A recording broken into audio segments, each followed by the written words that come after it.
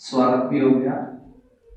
बाकी जैसा कि भारत सरकार के द्वारा आज़ादी का अमृत महोत्सव ये एक टॉपिक चला हुआ है, जिसके द्वारा भारत कैसे आज़ाद हुआ, किन किन लोगों ने उसकी आज़ादी में कुर्बानियां दी, उनको हम याद कर रहे हैं।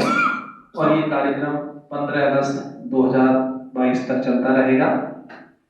लेकिन भारत को जो बहुत कुछ देता है, जानते हो ना कौन देता है? शिव परमात्मा देता है। और भारत को इतना कुछ देता है तो उसने कुछ जानकारियां हमको दे दी हैं। आप सब भी उन जानकारियों को समझ लो। हमारे पास साक्ष्य में एक पुरानी गीता उपलब्ध है, जिसको हम पढ़ते हैं, सुनते हैं, अथवा हमने टीवी वगैरह पर देखी भी होगी। तो उसमें एक दृष्टांत आता है, जो दृष्टांत वो अभी चला हुआ है। क्या होता है कि जब कोई घटना घट जाती है और घटने के बाद में जब हम उसको लिखते हैं या उसको डिस्क्राइब करते हैं, तो उसमें कुछ ना कुछ पात्र लेने पड़ते हैं और बताना पड़ता है कि ऐसा हुआ था, वैसा हुआ था, वगैरह वगैरह। लेकिन वास्तविकता क्या है कि आप सब ने सुना होगा या पढ़ा भी होगा, मैं दोनों बात कहूंगा, नहीं तो टीवी पे भी देखा होगा। तो महाभारत का युद्ध 18 दिन चलता है, ये सब आप जानते हैं। तो उसमें 14वें दिन, जब 14वें दिन का युद्ध था, तो उसमें अर्जुन ने प्रण किया था कि मैं जयद्रथ को मार दूंगा। उसके पीछे की कहानी आप समझ रहे होंगे, उसने ये क्यों प्रण लिया था। और उसने कहा था कि सूरज छिपने से पहले पहले मैं ये काम कर दूंगा। लेकिन आप सबने, फिर कहूंगा, सब पता है क्या हुआ था। हुआ ये था कि सूरज छिपने वाला था और जयद्रथ तो बहुत पीछे जाके छिप गया था। तो वो तो मरना बड़ा मुश्किल था, उसको तो ढूंढना भी बड़ा मुश्किल था। तो गीता के भगवान ने क्या किया था? आर्टिफिशियल अंधेरा कर दिया था। और उनको क्या लगा कि भाई अंधेरा हो गया है, और वो जयद्रथ पीछे से निकल बाहर आ गया। तो भगवान जी ने फिर क्या किया? वो अंधेरा हटा दिया। और हटाने के बाद में कहा कि देखो, सामने अर्जुन को आप भी हो और सामने जयद्रथ भी है। और उसके अनुसार उन्होंने जयद्रथ का वध कर दिया। ये है पुरानी गीता का दृष्टांत। अभी क्या है वो समझ लो। बाबा ने कहा, बच्चे मैं सब कुछ तुमको दूंगा, सदा सुखी भी बनाऊंगा, लेकिन अपने अंदर के जो विकार है ना, मनोविकार, उनको मारो। बहुत युद्ध किया हमने, 14 दिन लगा दिए, लेकिन वो नहीं बना। तो भगवान जी ने क्या किया? फिर आर्टिफिशियल अंधेरा कर दिया। और क्या किया? पूरा विश्व बंद कर दिया। हुआ ना 19-20 की कहानी। और हम सब जब भी बात करते हैं ना, तो क्या बात करते हैं? ये ऐसे ही दृष्टांत नहीं बनाए। मैं इसको क्यों कहना चाहता हूं कि हमारा ईश्वरीय विश्वविद्यालय आध्यात्मिक विश्वविद्यालय है, और इससे आध्यात्मिक प्राप्तियां होती हैं, ये सच्चाई है। और यही प्राप्तियां मनुष्य को सुख शांति की तरफ ले जाती हैं। तो परमात्मा ने क्या किया? आर्टिफिशियल अंधेरा कर दिया और पूरा विश्व बंद हो गया। जब भी कुछ बात करेंगे तो क्या कहेंगे? भाई ये 19-20 की कहानी है। फिर कहेंगे 20-21 है। ये समझ लेना, हम बिल्कुल एंड पर आके बैठे हैं। आगे जो होने वाला है ना, वो समझो हम बिल्कुल एंड है इस ड्रामा का। और ये जो इन आंखों से जो कुछ भी देख रहे हैं, ये महापरिवर्तन में अब परिवर्तित होने ही वाला है। क्यों? कि उसके बाद भी 4 दिन युद्ध चला था सिर्फ, और सब कुछ बदल गया था। तो बाबा ने वो एपिसोड याद कराया है कि बच्चों अब जरा समझ जाओ। क्यों? क्योंकि बाबा ने सब कुछ करके बता दिया। कई बार क्या है ना, बाबा हमें पढ़ाते हैं, बताते हैं, समझाते हैं, लेकिन हम उस तरह से नहीं देखते, उस तरह से नहीं समझते। तो ये जब बंद किया तो मनुष्यों में आर्टिफिशियल वैराग्य आया ना। कहने लगे भाई अब कुछ नहीं है, अब कुछ नहीं है। क्योंकि परमात्मा बड़ा रहमदिल है। उसने कहा नहीं, अभी एंड नहीं करना है, इनको थोड़ा मौका दे दो। तो ये थोड़ा मौका हमको मिला है कि इन आंखों से हम आप सबके दर्शन कर रहे हैं, और हमारी दुआओं से हमारी बड़ी बड़ी दीदियां भी, हमारे अतिथिगण भी हमारे सामने विराजमान हैं। तो ये जो ईश्वरीय विश्वविद्यालय है, ये क्या है?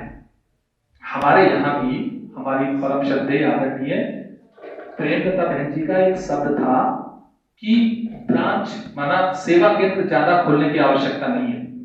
तो क्या करना है? श्रद्धा केंद्र खोलने हैं। अब आप कहेंगे सेवा केंद्र खोलना और श्रद्धा केंद्र खोलना बड़ा फर्क है इसमें। देखो ये ऐसी बिल्डिंग आजकल कोई भी बना सकता है, और हम सब अपने घरों में ऐसी बिल्डिंगों में भी रहते हैं, और इनसे अच्छी बिल्डिंगों में रहते हैं ना।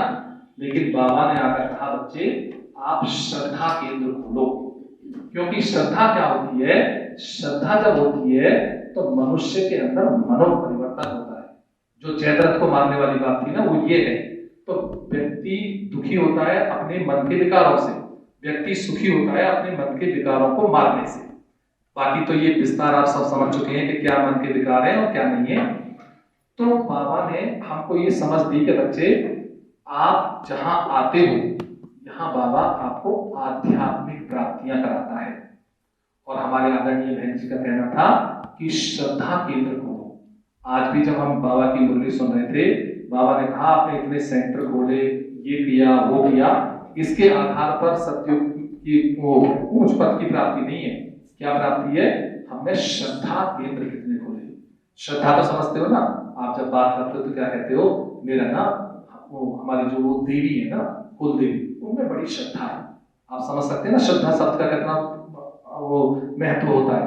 तो बाबा ने आकर के बहन जी जो हमारे इस पूरे सर्किल को देखते थे, पूरे लोग पूरे यज्ञ को ही देखते थे एक तरह से वो, तो उन्होंने हम सबको सिखाया कि श्रद्धा केंद्र खोलो, और श्रद्धा केंद्र खोलने से दुआएं मिलती है। और आप सब जानते हैं दुआएं क्या कर सकती है। दुनिया में बहुत कहावत है कि जहां दवा काम नहीं करती वहां क्या काम करता है, दुआ काम करती है। तो वो दुआएं क्या हैं, ये समझने के लिए दुआएं क्या हैं और कैसे हम दे भी सकते हैं और ले भी सकते हैं, क्योंकि ये दोनों काम करना पड़ता है, देना भी है दुआएं और लेना भी है। और उसकी छांव क्या है, इसको समझाने के लिए हमारे बीच में हमारे आदरणीय राजयोगी ब्रह्मा कुमारी मीना दीदी जी उपस्थित हैं, जो हरिद्वार से चल करके, आप सब जानते हैं हरिद्वार सारे उसमें फेमस है विश्व में, हरिद्वार से चल करके हमारे हैं, ताली बजाओ एक बार। तो हमारे बीच में पधारे हैं, हम आदरणीय दीदी जी से रिक्वेस्ट करेंगे कि दुआएं वास्तव में क्या है और उनकी इच्छाओं में हम कैसे रह सकते हैं। आदरणीय मीना दीदी जी।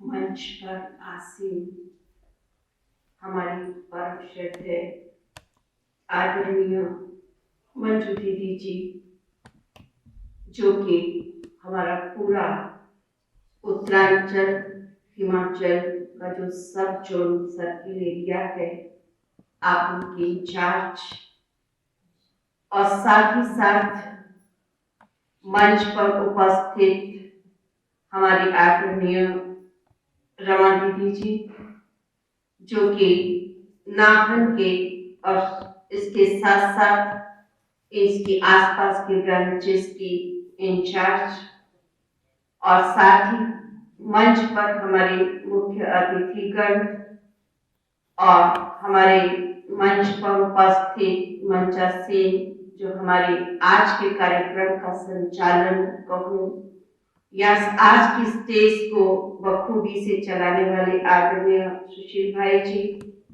और साथ ही साथ सभा में उपस्थित प्रिय आत्मन भाई और बहनों, आज का कार्यक्रम बहुत ही सुंदर। हम आजाद देश के अंदर जी रहे हैं और आजादी का महोत्सव के साथ साथ हम सब आज एक बहुत सुंदर विषय लेकर के चल रहे हैं, दुआओं की छांव। दुआओं से पहले कहना चाहूंगी, छाया किसको अच्छी नहीं लगती है, सभी को छांव अच्छी लगती है, चाहे वो किसी पेड़ की छांव हो, चाहे वो माता पिता की छांव हो, चाहे वो बड़े जनों की गुरुओं की छांव हो, उस छांव के अंदर जब हम पलते हैं तो हम क्या हो जाते हैं? बेफिक्र हो जाते हैं।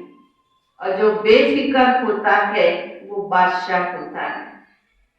तो हमें परमात्मा ने अभी अपनी दुआओं की छांव में कहूं, अपनी छत्र छाया की छांव में कहूं, अपनी गोद की छांव में हम बच्चों को बिठा करके लेकर के हम सबको क्या बना दिया है।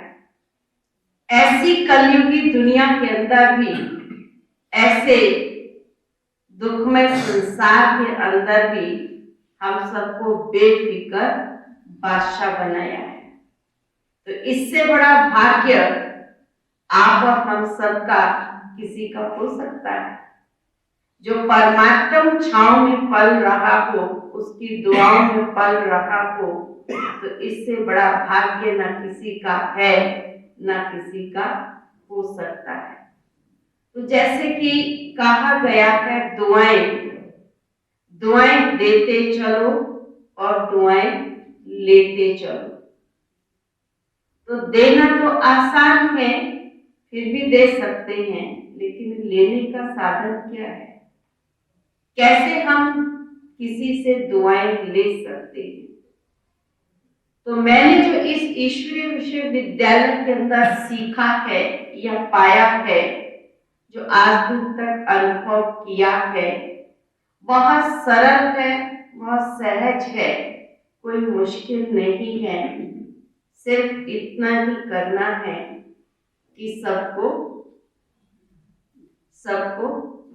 सुख देते चलो। जितना हम सबको सुख देंगे उतना ही हम सबकी दुआएं लेते चलेंगे। जैसा कि अभी हम सब ने, आप सब ने मिलकर के एक छोटा सा दिया जलाया। दिए का काम क्या है? दिए का काम है देना। दिए ने क्या दिया? रोशनी दी, प्रकाश दिया और अंधकार को मिटा दिया। तो रोशनी क्या है? प्रकाश क्या है? दुआएं हैं। अंधकार क्या है? बद्दुआएं हैं। तो जहां दुआएं होती हैं वहां बद्दुआएं समाप्त हो जाती हैं। कहा भी जाता है, इस दिए की तरह, दिए का अर्थ जैसे कि अभी भी कहा गया, दिए का अर्थ ही है देना। वो देता ही चलता है। और ऐसे कि अगर हम इस प्रकृति के अंदर भी देखें, जब से हमने जीवन पाया है, तो हर प्रकृति का पल, हर प्रकृति का कण हमें सदा क्या कर रहा है? दे ही रहा है।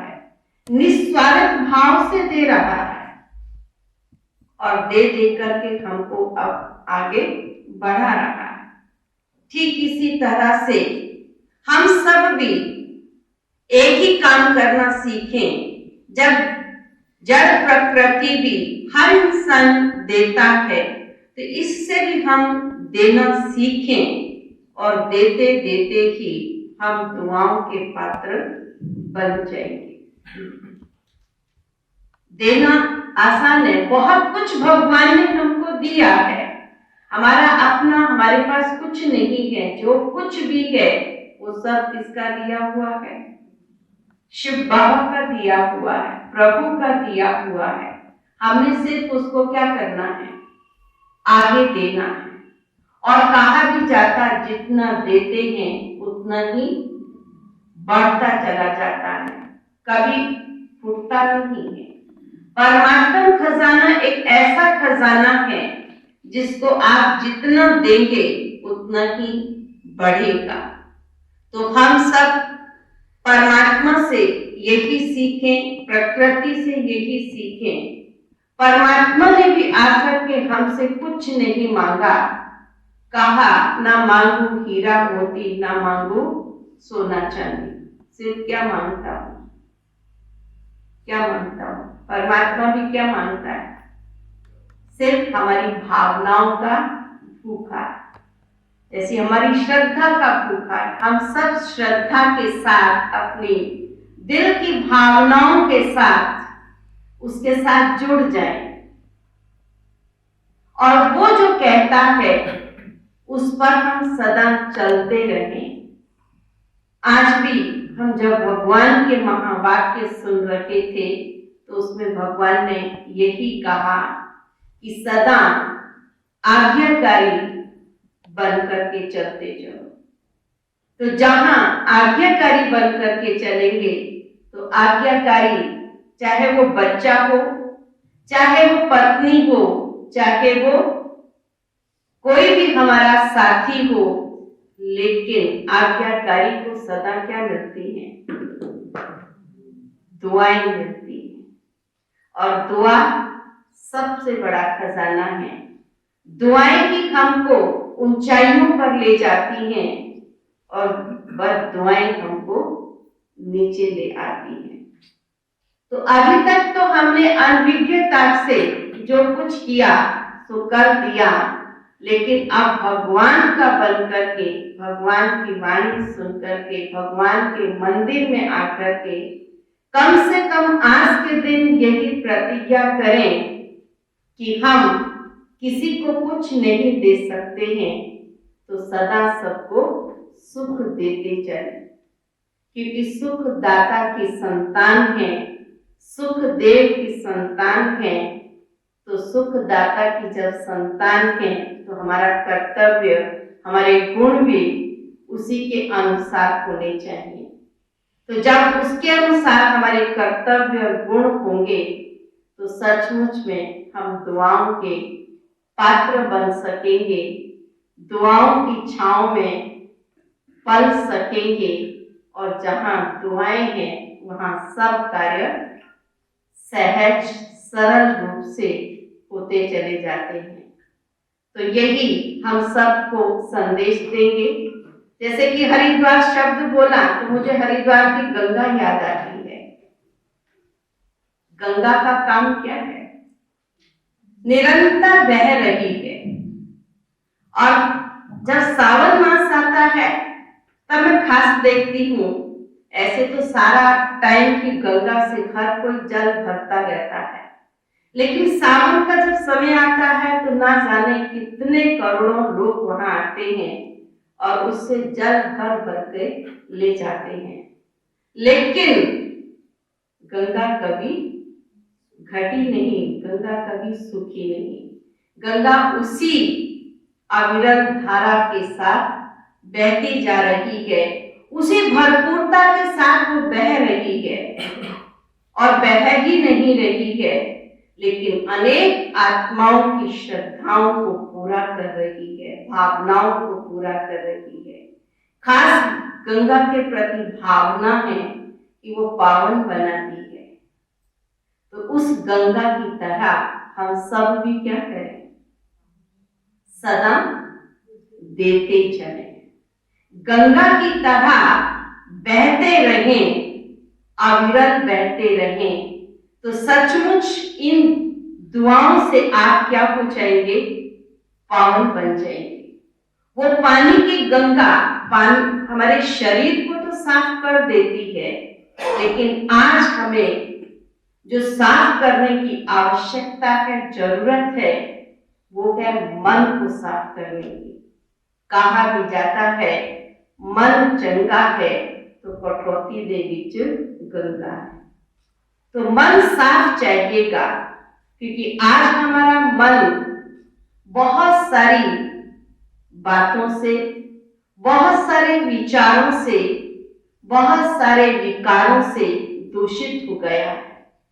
तो उन विकारों को धोने के लिए या उन कुविचारों को समाप्त करने का एक ही साधन है। वो कौन सा? कि उस गंगा की तरह क्या करेंगे? सभी के सभी देते चलेंगे। क्या देंगे? सबको सुख देंगे। तो सुख देते ही आप दुआओं के पात्र बन जाएंगे। तो जब सुख देंगे तो सचमुच में हमारे मन के कुविचार विकार सब समाप्त हो जाएंगे और आत्मा पावन पवित्र बन जाएगी। आत्मा को ही मूल रूप से पवित्र बनाना है, क्योंकि मेन जो पॉइंट है, मेन जो रोल है वो आत्मा का ही है। तो इस समय परमात्मा ने हम सबको यही सिखाया है कि आत्मा को कैसे हम शुद्ध पवित्र बनाएं। तो हम उन सब बातों को साथ लेते हुए अपने मन को आज से ही पवित्र बनाने का ये छोटा सा प्रयास आरंभ करें, तो सचमुच में आप अपने जीवन के अंदर सभी अनुभव करेंगे कि दुआओं से बड़ा खजाना कोई और खजाना नहीं है। इन्हीं शब्दों के साथ वाणी को विराम। ओम शांति। बहुत बहुत धन्यवाद करना चाहेंगे आदरणीय दीदी जी का। और आपने एक बहुत ही इम्पोर्टेंट बात कही है, अगर आपने समझी हो तो अगर हमें दुआएं लेनी है तो क्या करना, आज्ञाकारी बनना है, जो दीदी जी ने खास कहा। और किसका आज्ञाकारी? परमात्मा का आज्ञाकारी। परमात्मा ने जो हमें आज्ञाएं दी है, आप सबने तो पता है ना तो क्या क्या आज्ञाएं बाबा ने दी है, तो उनके अगर हम आज्ञाकारी बन जाएंगे तो हमें दुआएं मिल जाएंगी। और दूसरी बात जो कही, सबको सुख देना है। बहुत बहुत धन्यवाद करना चाहेंगे आदरणीय दीदी जी का। अभी हमारे बीच में हमारे आदरणीय भ्राता विशाल गुप्ता जी उपस्थित हैं, जो वाइस चेयरमैन हैं नगर पालिका परिषद नाहन के, हमारे बीच में उपस्थित हैं। तो मैं आपसे भी अनुरोध करना चाहूंगा कि 2 शब्द जरूर हम सबके बीच में रखें। आदरणीय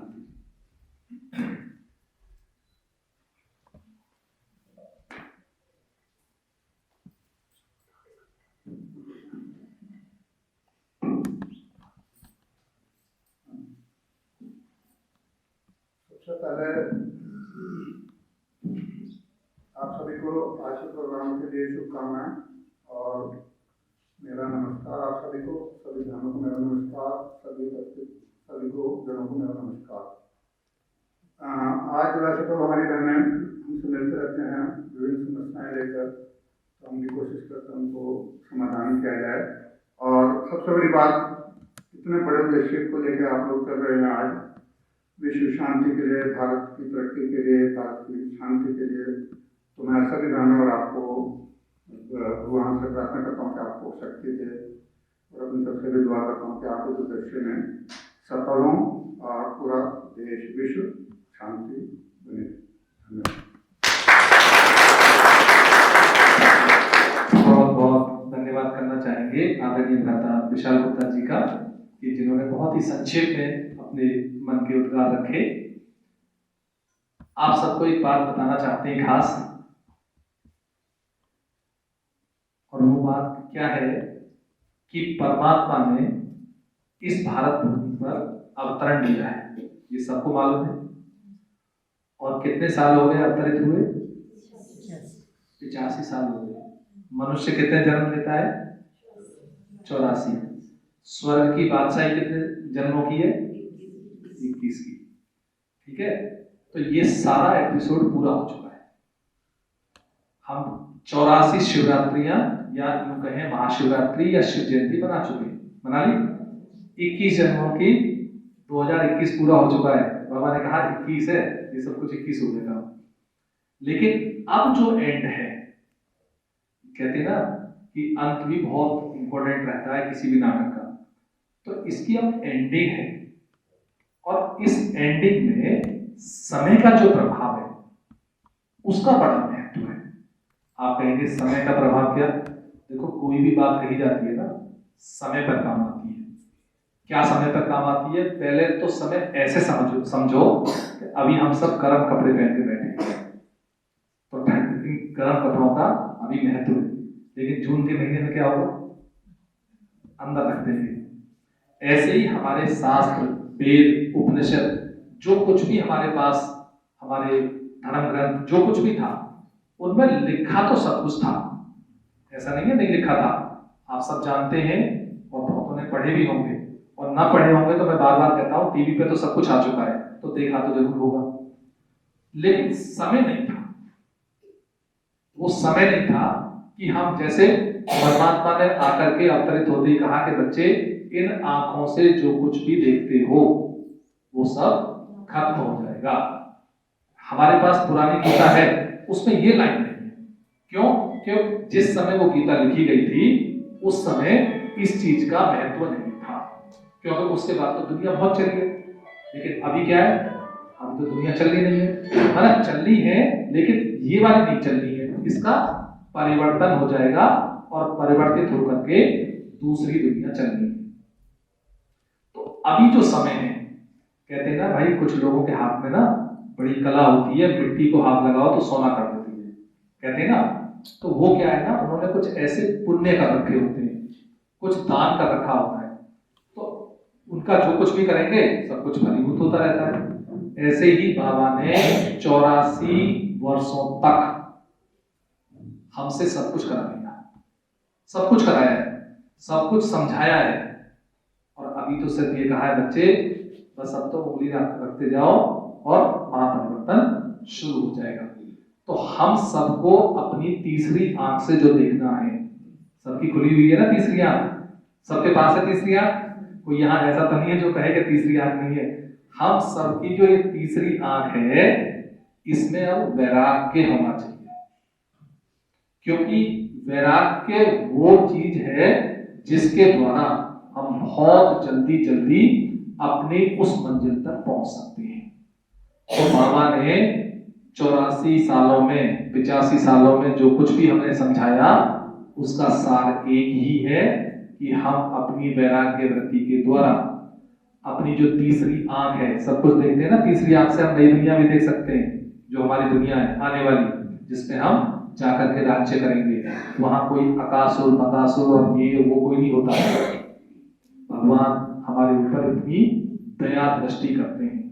कई बार कहते हैं ना कि परमात्मा बड़े दयालु हैं, बड़े कृपालु हैं, तो क्या दया दृष्टि करेंगे हमारे ऊपर कि आने वाली जो दुनिया है उस दुनिया में कोई भी अकासुर नहीं आएगा, कोई बकासुर नहीं आएगा, कोई ये नहीं आएगा, कोई वो नहीं आएगा, सदा सुखी और एक रस दुनिया चलती रहती है।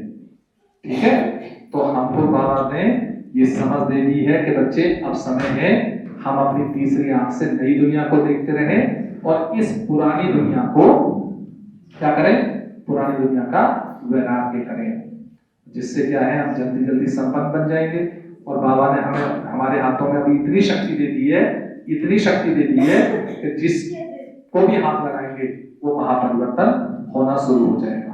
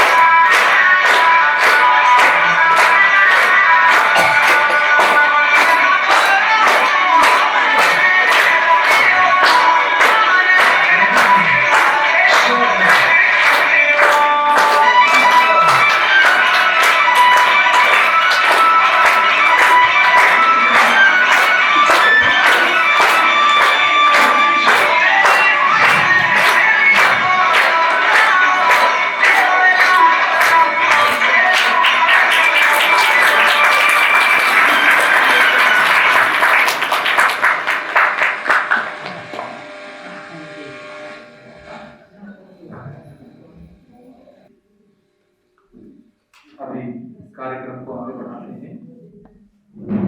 और हमारे बीच में उपस्थित हैं हमारे आदरणीय दादा रजनीश कुमार जी, जो SDM है नागपुर।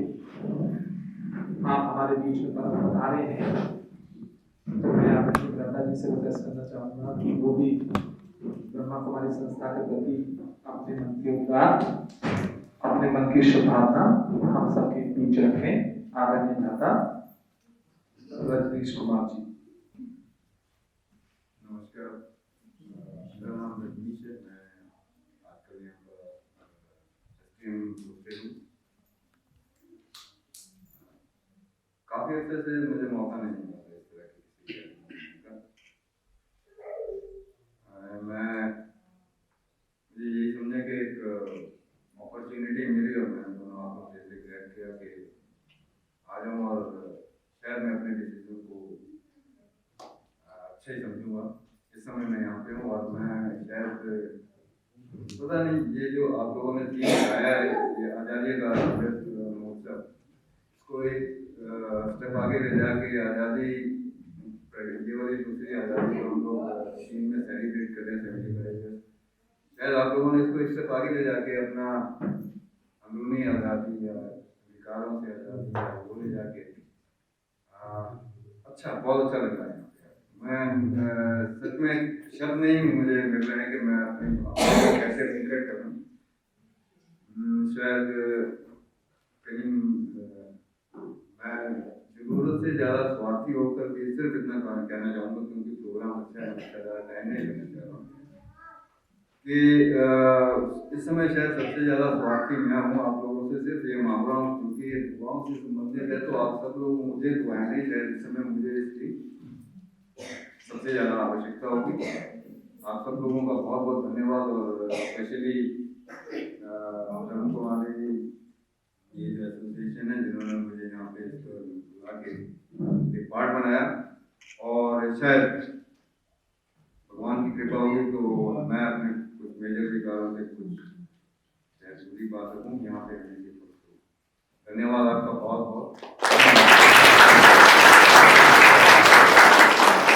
बहुत बहुत धन्यवाद करना चाहेंगे आदरणीय दादा जी का कि आपने एक बहुत अच्छी बात समझी और उसको कहा भी है कि हमारे मनोविकारों से जैसे ही मनुष्य की आजादी हो जाती है, तो सच्चे सच्चे अर्थों में हम पूरी आजादी उसको ही कहेंगे। बहुत बहुत धन्यवाद, आप हमारे बीच पधारे और आकर के अपना कीमती समय दिया। बहुत बहुत धन्यवाद करना चाहेंगे। अब हमारे बीच में जिनके लिए हमने दिल से दुआएं मांगी थी, हमारी दोनों दीदियां, दोनों 21 हैं, या 19-20 का तो कहने का भाव नहीं है, दोनों 21 हैं और दोनों दीदियां भी उपस्थित हैं। लेकिन अभी हम सुनना चाहेंगे हमारी आदरणीय राजयोगी ब्रह्मा कुमारी मंजू दीदी जी को। वैसे तो आप 40 साल हो गए इस ईश्वरीय विश्वविद्यालय में अपनी सेवाएं देते हुए, और हमने बहुत दिल से दुआएं करी कि दीदी जी एक बार आ जाए, हमारे बीच आ चुके हैं। तो मैं आदरणीय दीदी जी से रिक्वेस्ट करना चाहूँगा कि अपने मन की शुभभावनाएं ऐसी हमें दे दें, ऐसी दुआएं दे दें कि जिसकी छाँव में हम ऐसे ही पलते बढ़ते और आगे आगे बढ़ते रहें, और जल्दी जल्दी हमारी राजधानी आ जाए। हमको ये चाहिए जल्दी जल्दी क्या आ जाए, हमारी राजधानी। समझ में आएगी राजधानी कहाँ की है? हाँ, तो हमारी राजधानी जल्दी जल्दी आ जाए।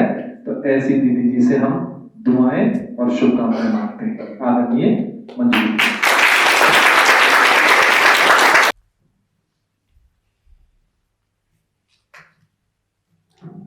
ओम शांति, ओम शांति, ओम शांति, ओम शांति, ओम शांति। हमारे मंच पर आसीन सभी अतिथिगण एवं दीदी तथा सभा में उपस्थित सभी भाई और बहनें, आज एक बहुत सुंदर अवसर पर हम सब एकत्रित हुए हैं, जहां हम आजादी का अमृत महोत्सव भी मना रहे हैं और उसके साथ साथ सदा आजाद रहने के लिए दुआओं की, छाँव की भी कामना कर रहे हैं। जैसा पहले भी आप सबने सुना कि दुआओं के बिना आज़ादी संभव नहीं। भले हम भारत हमारा आज़ाद हुआ, लेकिन हम आत्माएं इस समय आज़ाद नहीं हैं। हम सब स्वतंत्र हैं। तो सच्ची आज़ादी तो हमें चाहिए, और वो किससे चाहिए? विकार बहुत बड़ी बात है। मैं साधारण शब्दों में कहूँगी, हम सब आज़ादी चाहते हैं दुखों से, क्योंकि इस समय ये यूनिवर्सल ट्रूथ है। इस विश्व की हर आत्मा को क्या चाहिए? शांति चाहिए। विश्व की हर आत्मा को क्या चाहिए? सुख चाहिए। पैसा सबके पास है, मकान सबके पास है, दुकान सबके पास है, दाल रोटी सबके पास है, क्या नहीं है? स्वतंत्र भारत में सबके पास सब कुछ है।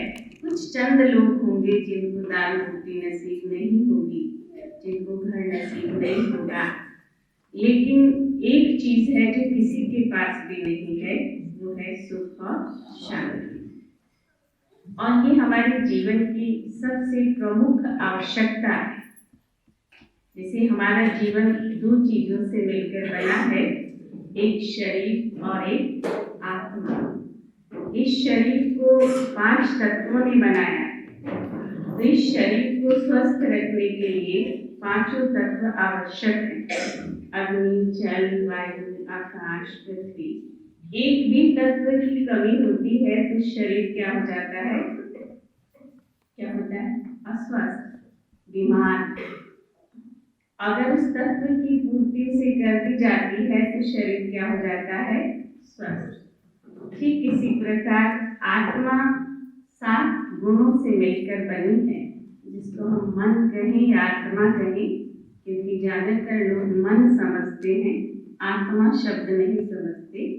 आत्मा की ही एक शक्ति है मन, दूसरी शक्ति है बुद्धि, और तीसरी शक्ति है संस्कार। तो आत्मा को 7 चीजें चाहिए, शरीर को 5 चाहिए और आत्मा को 7 चीजें चाहिए। वो कौन सी 7 चीजें चाहिए? पहला है ज्ञान, क्योंकि ज्ञान एक प्रकाश है। जैसे भाई जी बता रहे थे, सबके पास तीसरा नेत्र है। सबके पास तीसरा नेत्र? 2 आंखें तो सबको मिली हैं, वो तो हमें प्रकृति ने दी है, वो इस शरीर के साथ मिली हैं इस संसार को देखने के लिए। और एक तीसरी आंख है जिसका नाम है ज्ञान। अगर ज्ञान जब आत्मा के पास आता है तो आत्मा खुद को देख सकती है। इन आंखों से तो हम दुनिया को देख सकते हैं, लेकिन अपने आप को नहीं देख सकते। अपने को देखने के लिए क्या चाहिए? ज्ञान। तो आत्मा की पहली नीड है ज्ञान। आज ज्ञान हमारे पास बहुत है, ऐसा नहीं है नहीं है। आज तो इतना ज्ञान है कि आज से 100 साल पहले दुनिया में इतना ज्ञान नहीं था। इतना अधिक ज्ञान है कि व्यक्ति धरती तो क्या आसमान को भी छू गया, चांद सितारों तक भी पहुंच गया, लेकिन अज्ञान कहाँ है कि वो अपने आप को भी नहीं जानता। तो हमें सबसे पहला चाहिए ज्ञान, जिससे हम खुद को पहचाने, खुद को जाने कि मैं कौन हूँ, मैं कहाँ से आया हूँ, मैं क्या करने के लिए आया हूँ, और मुझे क्या करके इस दुनिया से जाना है तो कहाँ जाना है, क्यों जाना है, क्या करने के लिए जाना है। इन सब बातों के ज्ञान को कहते हैं आत्मज्ञान, जिस ज्ञान की आज हम सबको बहुत जरूरत है। अगर आपको ज्ञान हो जाए तो आपके जीवन में शांति आ सकती है, और जब आपके जीवन में शांति आएगी, आपके मन में शांति आएगी, आपकी आत्मा में शांति आएगी, आपके व्यवहार में शांति आएगी, तो वो शांति क्या करेगी? दूसरों के लिए दुआओं की छाया बन जाए। क्योंकि अगर मेरा मन बेचैन है, मन परेशान है, अशांत है, तो आप किसी आत्मा को शांति दे सकते हो? किसी आत्मा को दुआएं दे सकते? किसी आत्मा के लिए अच्छा सोच सकते? नहीं सोच सकते ना। तो इसलिए सबसे पहले आत्मा को स्वस्थ रखने के लिए, खुश रहने के लिए, सुखी रहने के लिए, शांत रहने के लिए और अन्य आत्माओं को भी सुख शांति देने के लिए क्या चाहिए? ज्ञान। दूसरी चीज आत्मा को क्या चाहिए? वो है पवित्रता। पवित्रता आत्मा का निजी स्वभाव है। देखो, हम सबको स्वच्छता अच्छी लगती है। हम इस शरीर को रोज नहलाते हैं, धुले हुए वस्त्र पहनते हैं, अपने घर में झाड़ू पोछा लगाते हैं, हाथों को धुलाई करते हैं। जो थोड़ी बहुत स्वच्छता पवित्रता की कमी हमारे अंदर आई थी, तो अभी वर्तमान 2 साल की परिस्थितियों ने हमें और ज्यादा स्वच्छ रहना सिखाया। क्या कहा? बार बार हाथ धुलाई करो, बार बार हाथ धुलाई करो, बार बार हाथ धुलाई करो। और हम सब ने करना शुरू किया। लेकिन ये जो पवित्रता है, ये जो स्वच्छता है, ये बाहरी है, ये शारीरिक स्वच्छता है। लेकिन शांति के लिए कौन सी स्वच्छता चाहिए? आत्मा के लिए कौन सी पवित्रता चाहिए? वो चाहिए विचारों की पवित्रता। जब हमारे संकल्प शुद्ध होंगे, हमारी सोच पवित्र होगी, तो पवित्रता के लिए कहा जाता है पवित्रता सुख और शांति की जननी है। जैसे घर स्वच्छ रखो, नहाओ धो, साफ वस्त्र पहनो, मन कितना सकून पाता है, कितना अच्छा लगता है। क्योंकि जहाँ पवित्रता है वहाँ सकून है, सुख है, शांति है। और अगर हमारे विचार पवित्र हो जाएंगे, हमारी सोच अच्छी हो जाएगी, शुद्ध हो जाएगी, तो आत्मा में क्या आ जाएगी? पवित्रता।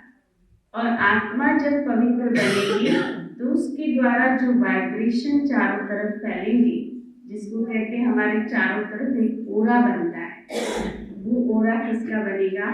दुआओं का, पवित्रता का, शांति का, सत्य का। कोई व्यक्ति हमारे पास बैठेगा तो उसको क्या एहसास होगा कि भाई इसके आसपास बैठकर बहुत अच्छे वाइब्रेशन आ रहे थे, बड़ा अच्छा लग रहा था, बड़ी शांति का अनुभव किया। जैसे हम मंदिर में जाते हैं तो मंदिर में क्या होता है? बहुत अच्छे वाइब्रेशन होते हैं, पवित्रता होती है, शुद्धि होती है, तो मन को जाकर वहाँ क्या मिलता है? शांति। तो अगर हमको पवित्रता जीवन में आ जाए तो जीवन में सुख शांति और दुआओं का पिटारा खुल जाएगा। तो ये दूसरी चीज है जो आत्मा के लिए आवश्यक है। और तीसरी चीज क्या चाहिए आत्मा को? आत्मा का तीसरा गुण है प्रेम। हर आत्मा प्यार चाहती है, प्रेम चाहती है, स्नेह चाहती है। इस दुनिया में कई बार हम बोलते हैं भाई कोई कुछ दे या ना दे, अगर प्रेम से 2 शब्द बोल देता है तो दिल को बहुत ही अच्छा लगता है। कहीं आप गए, आपकी बहुत खातिरी की गई, बहुत अच्छी तरह खिलाया पिलाया गया, लेकिन 2 कटु शब्द कह दिए गए, तो आप क्या कहेंगे? अरे ना खिलाता, ना पिलाता, ना इतनी खातिरी करता, बस सिर्फ प्रेम से बोल लेता, इतना ही काफी था। तो हर आत्मा को किस चीज की जरूरत है? चाहे बच्चा हो, चाहे जवान हो, चाहे बूढ़ा, हर एक से क्या चाहता है? प्रेम। क्योंकि आत्मा की नीड है, आत्मा का एक गुण है, आत्मा की जरूरत है कि उसको प्रेम चाहिए। आजकल प्यार भी अगर हम देते हैं तो शारीरिक प्यार देते हैं, एक दूसरे से हाथ मिला लेंगे, एक दूसरे को गले लगा लेंगे, एक दूसरे को चुंबन ले लेंगे। हम सोचते हैं कि हम एक दूसरे को क्या कर रहे हैं? प्यार। लेकिन ये प्यार नहीं। प्यार आत्मा को सकून देता है, प्यार दूसरे को दुआएं देता है, प्यार अपने को भी दुआएं दिलाता है।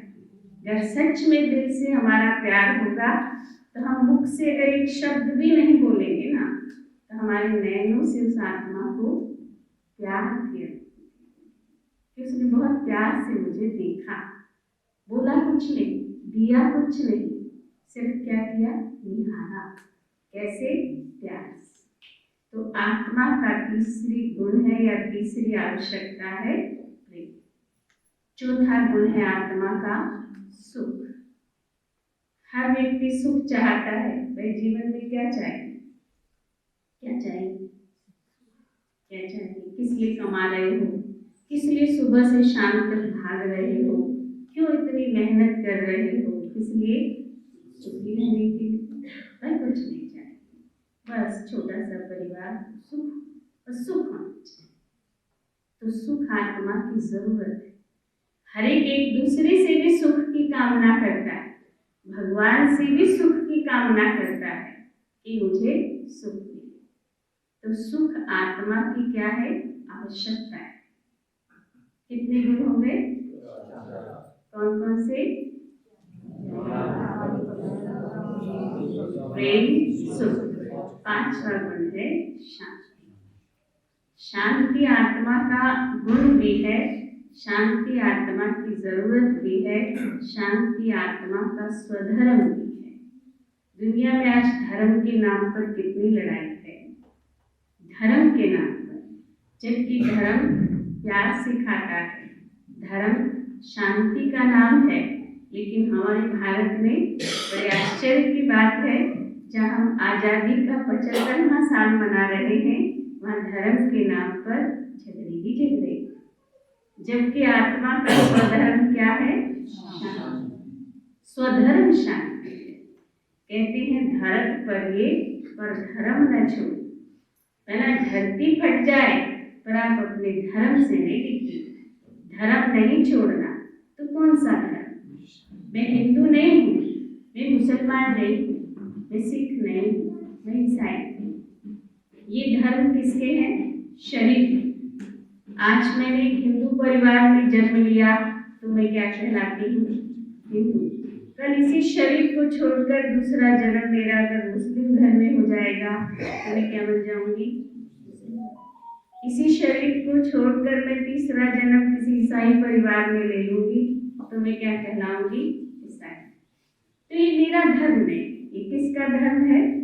शरीर का। शरीर तो कुछ समय के लिए आत्मा के साथ है। भाई जी ने बताया हम 84 जन्मों का चक्र लगाते हैं, 84 बार हम शरीर बदलते हैं, तो 84 धर्म हमको मिलते होंगे। लेकिन आत्मा का जो निजी धर्म है वो है शांति। इस धर्म के लिए हमें प्रतिज्ञा करनी चाहिए, कुछ भी हो जाए, धरती फट जाए, आसमान ले जाए, लेकिन मैं अपने शांति स्वधर्म को ना छोड़ूं। क्योंकि जो शांति स्वधर्म में स्थित रहेगा वही दूसरों को दुआएं दे सकेगा। पहले भी मैंने कहा, अशांत होने के बाद इंसान न दुआ दे सकता है न दुआ ले सकता है। दुआओं की छाया चाहिए ना हमें, क्योंकि जीवन की मंजिल बहुत ऊंची है, बहुत लंबा सफर है।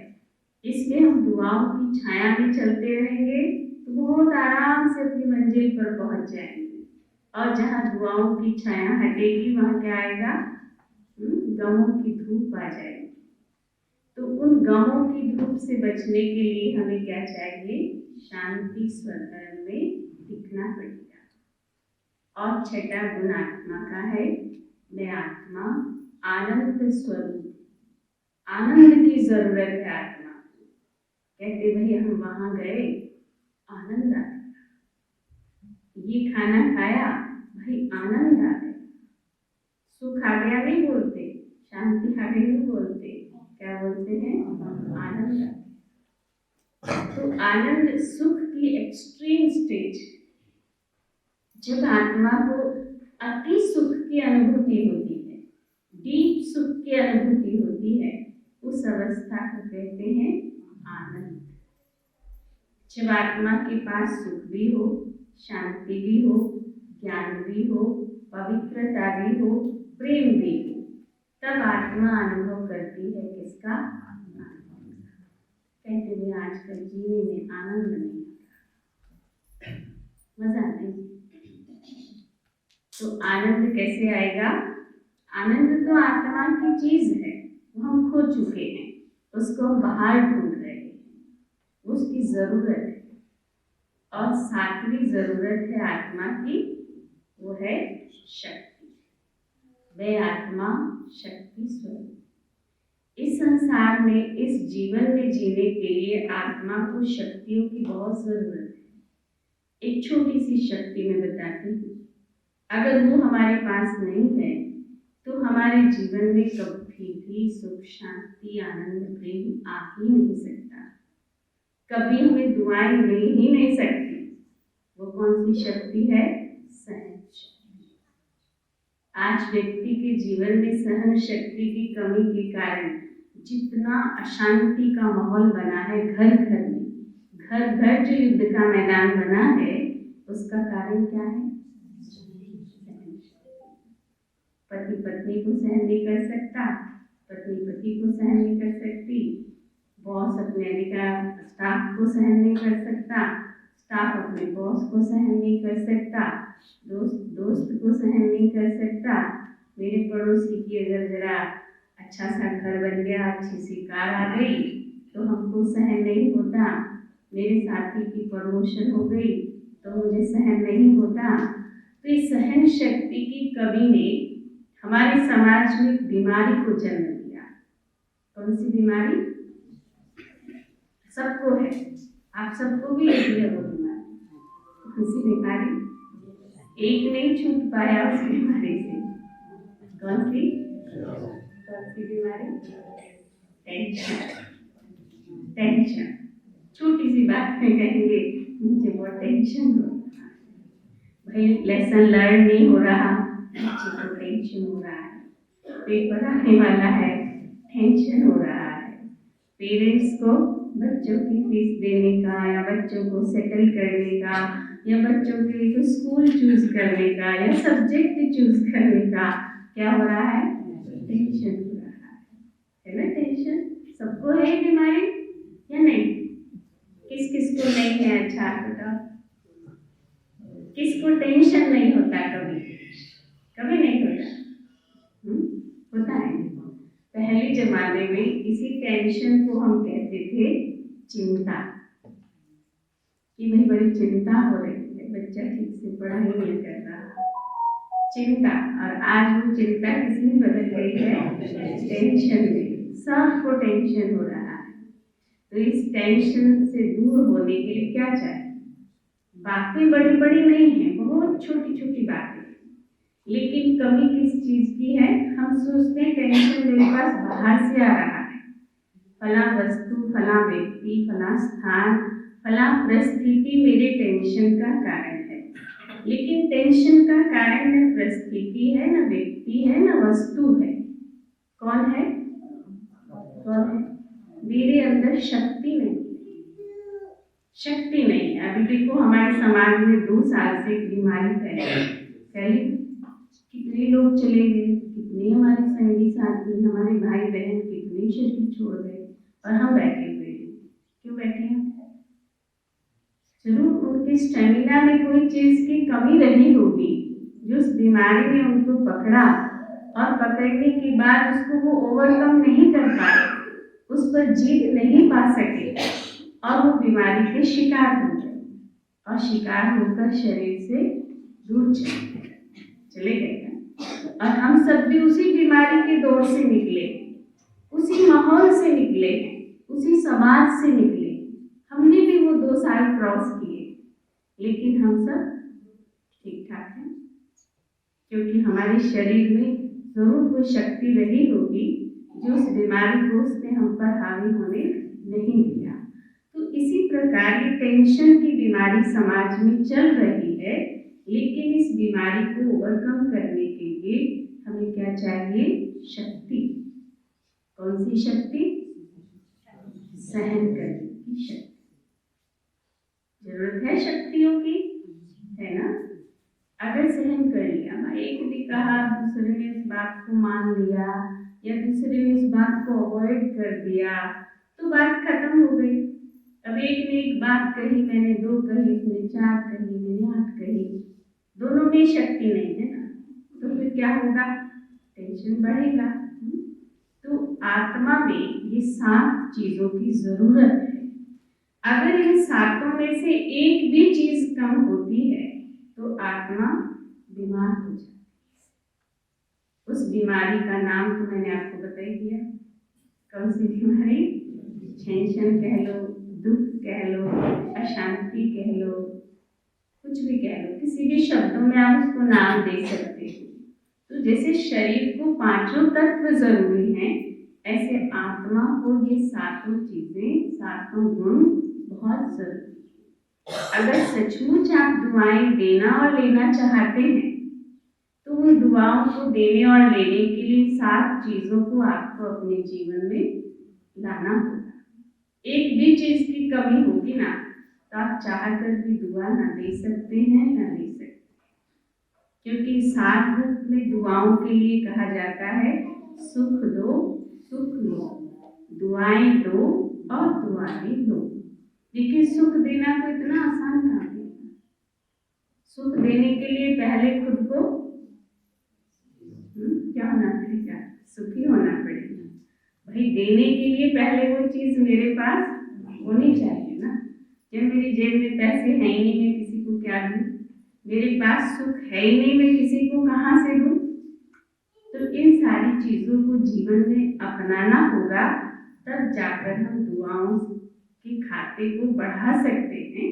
क्योंकि दुआएं एक बहुत बड़ा खजाना है जो पैसे से नहीं मिल सकती, किसी के सहयोग से नहीं मिल सकती। ये खजाना मुझे खुद क्रिएट करना है और खुद इस खजाने को बढ़ाना है। ये बहुत बड़ा खजाना जो कहते हैं ना कुबेर का खजाना, तो कुबेर का खजाना कौन सा है? दुआओं का खजाना। एक तो है मनुष्य से दुआएं लेता और देता है, आत्मा को दुआएं देती और लेती है। इससे भी बड़ी दुआ है परमात्मा से दुआएं लेना। परमात्मा को हम देंगे नहीं, परमात्मा से हम लेंगे। एक ही है इस संसार में दाता, जो लेता नहीं सिर्फ देता है। तो उस परमात्मा से भी दुआएं लेने के लिए हमें क्या करना पड़ेगा? बस जो आज भी मेरे से पहले भी सबने कहा, परमात्मा का आज्ञाकारी बनना पड़ेगा। बस जो भगवान कहे वो आप करते चलो, तो परमात्मा आपको क्या देगा? दुआएं देगा ना। दुआएं आपका बच्चा आपका कहना माने, आपके दिल से क्या निकलता है उसके लिए दुआ निकलती है ना। सिर्फ कहना मात्र मानने से, आपने कहा जी, बस उसी वक्त दुआओं का फवारा हो जाता है। तो परमात्मा हमें क्या चाहता है? हमसे क्या कह रहा है हमें? परमात्मा कह रहा है बच्चे अब तुम्हारी रिटर्न जर्नी है, अब वापस जाना है। इस संसार में आए हुए हमको 5000 साल हो गए। 5000 साल में हमने 84 ड्रेसेस चेंज की है, अभी हम लास्ट ड्रेस में हैं। इसके बाद हमको घर जाना है। घर कहाँ? अपने घर परम धाम जहाँ से हम आए थे। तो उसका कहना ये है कि तुम ऐसे कर्म करो जो तुम्हारे पास दुआओं का खाता जमा हो जाए। बस यही कहना चाहता है। तो मानेंगे उसका कहना? अगर उसका कहना मान लोगे तो वो आपको ढेर सारी दुआएं देता ही रहेगा। हाँ, कहते संसार में मनुष्य आता है और खाली हाथ चला जाता है। आज तक जितने लोग गए खाली हाथ गए। कहते राजा सिकंदर था, विश्व विजेता बना, उसका सपना था विश्व को जीत लिया। लेकिन जब संसार से गया, जब उस आत्मा ने शरीर छोड़ा, तो उस आत्मा को रियलाइज हुआ कि मैंने विश्व को तो जीत लिया, लेकिन हाथ तो मेरे खाली, मैं क्या लेकर जा रहा हूँ इस संसार से। तो उसने अपने मित्रों को कहा कि जब मेरी अर्थी लेकर जाओगे ना, तो मेरे दोनों हाथ मेरी अर्थी से बाहर रखना, ताकि दुनिया देखे कि विश्व विजेता राजा सिकंदर संसार से खाली हाथ जा रहा है। ऐसी गलती मेरे पीछे वाले लोग ना करें, क्योंकि जो कुछ इस संसार में हम हासिल करते हैं, जो कुछ पाते हैं, ये सब कुछ हमारे साथ नहीं जाएगा। गया किसी के साथ आज तक? ये शरीर छूटा, सब कुछ छूटा, छूट जाता है ना, तो साथ में क्या जाएगा, क्या जाएगा? अच्छे कर्म, अच्छे संस्कार, अच्छे स्वभाव, अच्छी आदत। और अच्छा स्वभाव, अच्छा संस्कार, अच्छी आदत क्या है? इन 7 गुणों का जीवन में धारण करना ही अपनी आदतों को अच्छा बनाना है, अपनी स्वभाव संस्कार को अच्छा बनाना है। और यही मुझ आत्मा के साथ जाएंगे। शरीर छूट जाएगा, आत्मा चली जाएगी। आत्मा के साथ क्या जाएगा? उसका संस्कार। अगर उसके संस्कारों में ज्ञान है, उसके संस्कारों में पवित्रता है, उसके संस्कारों में प्रेम है, उसके संस्कारों में सुख है, शांति है, आनंद है, शक्ति है, तो आत्मा इस शरीर को छोड़कर जब दूसरे शरीर में जाएगी तो ये सारे गुण उस आत्मा के साथ वहां भी जाएंगे। और यही उसकी प्रॉपर्टी है। बाकी ये साधन जो हम जुटा रहे हैं ये हमारी प्रॉपर्टी नहीं। ये जब तक इस दुनिया में है तब तक इनकी आवश्यकता है। सब कुछ यूज करो, सब कुछ कमाओ, लेकिन साथ साथ इन 7 गुणों से कभी कंप्रोमाइज मत करना कि ज्ञान होते हुए अज्ञानी बनकर गलत काम करना, पता होते हुए अपने स्वधर्म को छोड़ देना, जानते हुए गलतियां करना, ऐसा काम कभी नहीं करना। हमारे बड़े जी कहा करते थे, कुछ भी हो जाए अपने गुणों से कभी कंप्रोमाइज नहीं करना। जैसे कभी कभी ऐसी सिचुएशन क्रिएट होती है हमारे सामने, हम सच बोलना चाहते हैं, हमने सच्चाई की राह चुनी है, लेकिन परिस्थितियां, समाज, बातें हमें मजबूर करती हैं झूठ बोलने के लिए। क्या करना चाहिए? क्या करना चाहिए? बोलना चाहिए या नहीं? क्या विचार है हमारे भाइयों का? झूठ बोल देना चाहिए या नहीं? अपने गुणों से कंप्रोमाइज नहीं करना चाहिए। एक बार हो सकता है हमें कुछ नुकसान हो जाए, लेकिन उस नुकसान में भी भला होगा, क्योंकि हमारी जो एक इमेज बनेगी ना समाज में, वो बहुत अच्छी बनेगी। क्योंकि आज की दुनिया में हर व्यक्ति किसको पसंद करता है? किसको करता है? ईमानदार को। आपको घर में एक नौकर चाहिए, कैसा चाहिए? झूठ बोलने वाला, चोरी करने वाला, बेईमान, कैसा चाहिए? ईमानदार चाहिए ना। तो जब मुझे नौकर तक ईमानदार चाहिए, तो अगर मैं ईमान पर चलूं, मैं सच्चाई पर चलूं, तो क्या समाज में मेरी वैल्यू कम हो रही है? कम हो जाएगी? कम नहीं, बढ़ेगी। थोड़ा सा अगर नुकसान सहकर अगर मेरी वैल्यू बढ़ जाती है तो हर्जा क्या है सच बोलने में? कोई हर्जा नहीं ना। और अल्टरनेट हमको चाहिए क्या है? चाहिए क्या है बताओ? शांति चाहिए। झूठ बोलने से शांति मिलेगी? मिलेगी। झूठ बोलने से दुआएं मिलेंगी? मिलेंगी। झूठ बोल के आप किसी को दुआ दे सकेंगे? नहीं दे सकेंगे। तो इसलिए जीवन जीने की कला है कि हम कभी भी अपनी वैल्यूज से, अपनी 7 गुणों से कभी कंप्रोमाइज ना करें। जीवन जिए, खूब अच्छे से जिए, लेकिन इन 7 गुणों को मेंटेन रखते हुए जिएंगे तो हम इस संसार से भरपूर हाथ जाएंगे। यहाँ भी सुखी रहेंगे और भविष्य भी हमारा सुखी रहेगा। इसको कहते तीनों काल अच्छे, पास्ट भी अच्छा, प्रेजेंट भी अच्छा, फ्यूचर भी अच्छा। क्योंकि प्रेजेंट अच्छा है तो यही प्रेजेंट 1 घंटे के बाद क्या हो जाएगा? और 1 घंटे के बाद जो फ्यूचर है वो क्या हो जाएगा? प्रेजेंट। प्रेजेंट में तो जाएंगे ना, तो मेरे तीनों काल अच्छे हो जाएंगे। तो आज मेरे आप सब भाई बहनों से ये शुभ भावना, शुभकामना या मनोकामना है कि आप सब अपने जीवन में इन 7 वैल्यूज को जीवन में अपनाएं, धारण करें।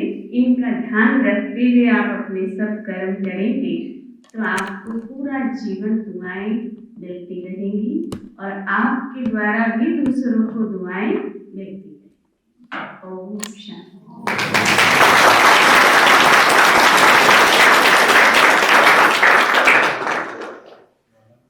बहुत बहुत धन्यवाद करना चाहेंगे आदरणीय दीदी जी का कि आज आपने भारत की जो मूल संपदा है उसके गूढ़ रहस्य को बताया। ये यूं कहेंगे कि जो आत्मा की ओरिजिनल या जेन्युइन क्वालिटीज हैं उनको दीदी जी ने रिवील किया, समझाया। और ये बहुत ही राज की बात है और इतने राज की बात समझाई, मैं सुनते सुनते समझ रहा था अगर कोई इस बात को समझ जाए तो मैं समझता हूँ उसके लिए तो बहुत ही सौभाग्य की बात हो। तो दीदी जी का बहुत बहुत धन्यवाद करना चाहेंगे। इस कड़ी में मैं एक बात जरूर कहना चाहूँगा कि साइंस ने प्रूव किया है, मैं ये कहूँ तो छोटी बात हो जाएगी, क्योंकि आत्मा बियॉन्ड साइंस है। साइंस फिजिकल चीजों को मेजर कर सकती है या रिसर्च कर सकती है, लेकिन आत्मा मेटाफिजिकल है। तो मेटाफिजिकल की एक वास्तविकता है, वो क्या है कि जैसे दीदी जी ने बताया कि अगर आत्मा के अंदर सातों गुण हों तो आत्मा फुली चार्ज होती है। अच्छा, फुली चार्ज ना समझ में आए ना, तो आत्मा जब पूरी चार्ज होती है उसको कहते हैं 16 कला संपन्न। और 16 वो कला नहीं है तो आप उंगली अपनी फिंगर टिप्स पे गुने कि ये वाली कला वो वाली। 16 कला का मतलब है बिल्कुल फुल, जैसे चंद्रमा पूर्णमासी के दिन फुल होता है।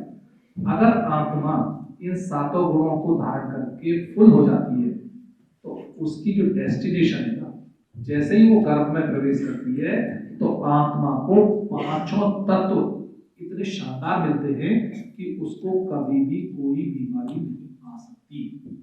उसको परिवार इतना शानदार मिलेगा जिसमें हमारे शास्त्रों में एक शब्द होता है कि उसका जन्म श्रीमानों के यहाँ होगा, गोल्डन स्पून इन माउथ होगा, हीरे जवाहरातों के बहनों में बैठे होंगे। ये गारंटी है अगर हमने अपनी आत्मा को चार्ज किया। तो मैं तो ये कहना चाहूंगा, इतने बड़े राज की बात जो आज के आपके समाज में खोली गई है, रिवील की गई है, बस उसको अगर हम समझ जाएं तो ये तो हमारा एंड है ही है। यहाँ तो सुख शांति में रहेंगे, लेकिन आने वाले समय जैसे ही आत्मा घर में प्रवेश करेगी वो प्रकृति से पांचों तत्व, क्योंकि दीदी ने बार बार कहा कि शरीर बनता है 5 तत्वों से और आत्मा की जो है ये 7 गुण है, और इसको चार्ज करने का मतलब है 16 कला संपन्न। तो ये प्रकृति से वो सब खींच लेगी। जैसे आजकल क्या है ना, बच्चा पैदा होता है, किसी के हार्ट में छेद है, किसी के कुछ बहुत वगैरह वगैरह, क्योंकि उसकी आत्मा से वो कोई ना कोई गुण, कोई ना कोई शक्ति कम रह जाती है, वो प्रकृति से वो चीज नहीं दे पाती। इसलिए भगवान ने हमें इतना रहस्य समझा दिया कि आप जोड़ दो अपने ये जो आत्मा है जो शरीर को चलाती है, इसको चार्ज करने के लिए। चार्ज शब्द मैं बोल रहा हूँ क्योंकि जैसे आप रोज मोबाइल की बैटरी चार्ज करते हो ना, तो कहते हैं फुल हो गई, फुल हो गई, माना 100% चार्ज हो गई। तो आत्मा जब 16 कला चार्ज हो जाती है तो समझो उसका जन्म श्रीमानों के यहाँ होता है, गोल्डन स्पून इन माउथ होता है, और हीरे जवाहरातों के महलों में बैठे होते हैं, और अखंड सुख शांति आनंद प्रेम प्राप्त होता रहता है। तो दीदी जी का तो मैं बहुत ही धन्यवाद कहूँगा, इतने वैस की बात आप सबको बता दी। ठीक है, अब ऐसे चलते हैं। एक कुमारी आयुषी, वो एक गाना गाना चाहती है, उनके मन में भी कुछ उद्गार हैं तो वो भी सुनना चाहती है। अच्छा ठीक है,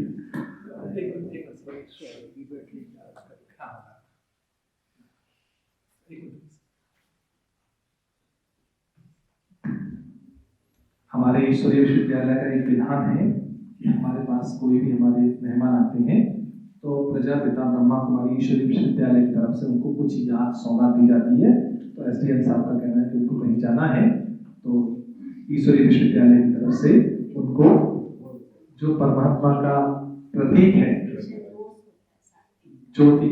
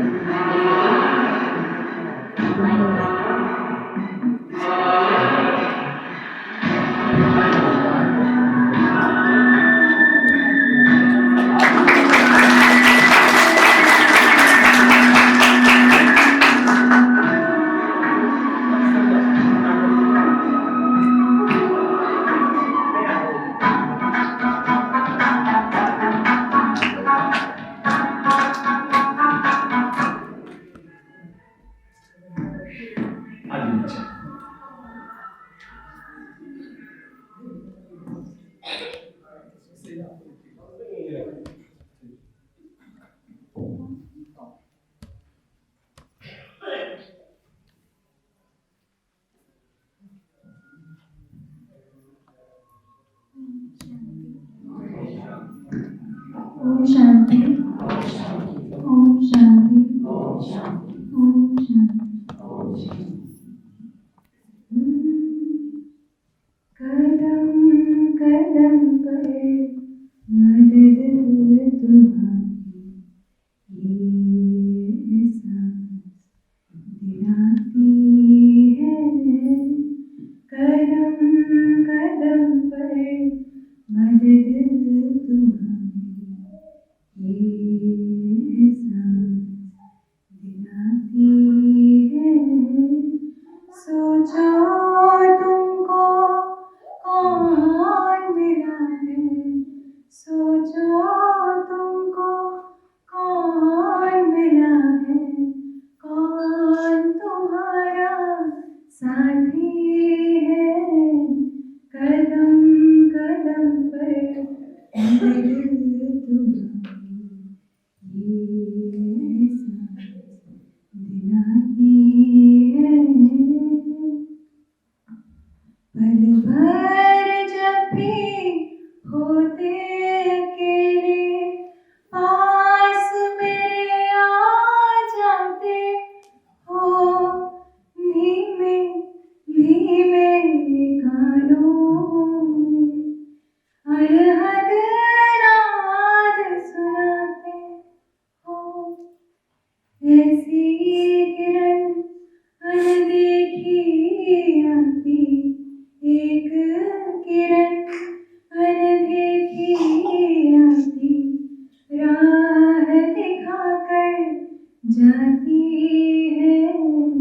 भरते हुए ना किसी ने देखा, पर झोली भर जाती है। कदम कदम पर मदद तुम्हारी, ये सांस दिलाती है। एक बार कहा तुम मेरे हो, 100 बार तुम्हारा प्यार मिला। एक कदम चले तेरी राहों में, तो जन्म जन्म का साथ मिला। ऐसी करुणा, ऐसी ममता, ऐसी करुणा, ऐसी ममता, तेरी याद दिलाती है। प्यार में प्रभु के दिल खो जाता, आँख सजल हो जाती है। कदम कदम पर मदद तुम्हारी, ये सांस दिलाती है। सोचो तुमको कौन मिला है, सोचो तुमको कौन मिला है, कौन तुम्हारा साथी है। कदम कदम पर मदद तुम्हारी, ये सांस दिलाती है। ओम शांति।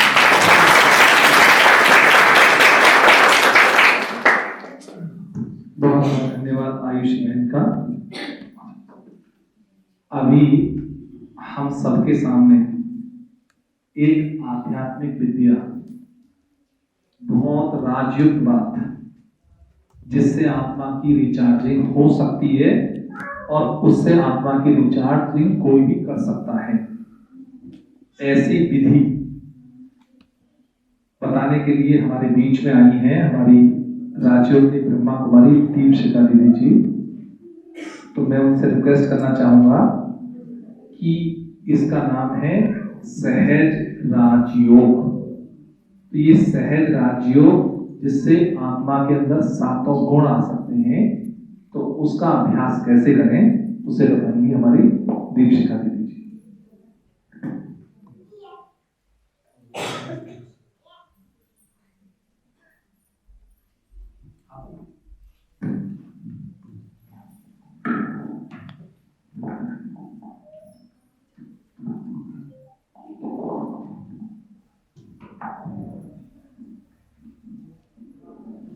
ओम शांति।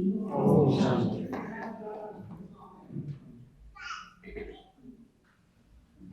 आज का टॉपिक है दुआओं की इच्छाएं। दुआओं की इच्छाओं हम परमात्मा पिता से कैसे ले सकते हैं, उसके लिए हम राजयोग का अभ्यास करेंगे। राजयोग का अभ्यास, राजयोग मन हम आत्मा अपनी कर्मेंद्रियों का राजा बनकर, योग मन जोड़ अपने आप को परमपिता परमात्मा से जोड़कर उनसे दुआओं का अनुभव करेंगे। तो आप सभी स्ट्रेट होकर बैठ जाएं।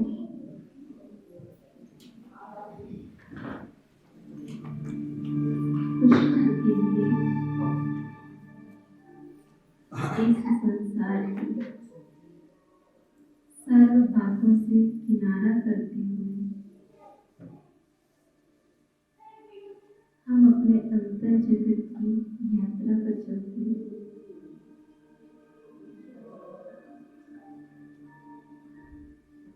बाहरी सब विचार, सब बातें एक किनारे छोड़कर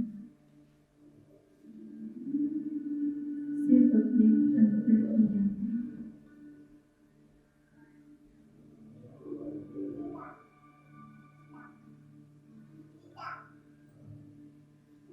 अभी हमारे अंदर में किसी भी तरह का कोई संकल्प, कोई बात, कोई विचार, कुछ भी नहीं, सिर्फ एक संकल्प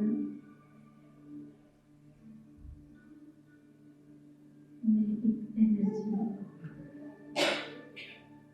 एक ज्योति बिंदु, अति सूक्ष्म, एक चमकता हुआ दिव्य सितारा आत्मा।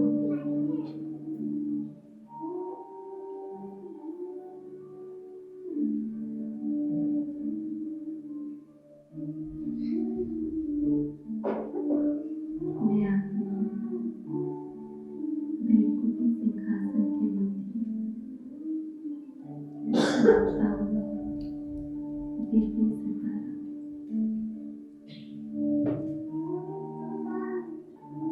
अनुभव करें, मैं चमकती हुई ज्योति, मैं एक मस्तक मणि हूँ।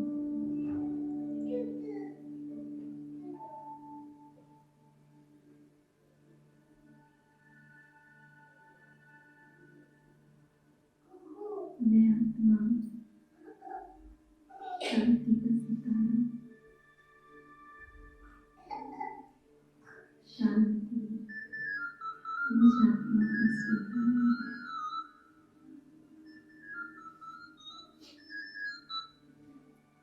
शांति मुझ आत्मा को अति प्रिय है।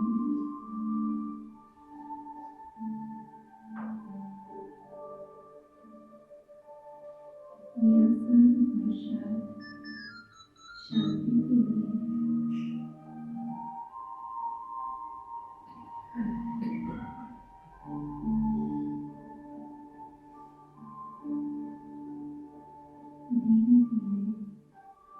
धीरे धीरे मेरा मन, मेरी सारी कर्मेंद्रियां शांत, शीतल होती जा रही है।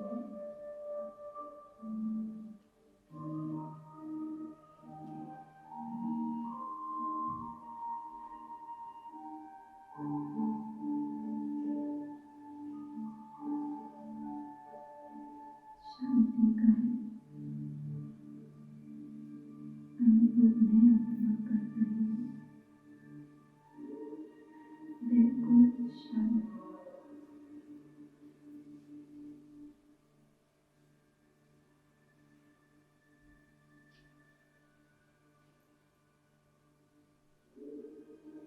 मैं आत्मा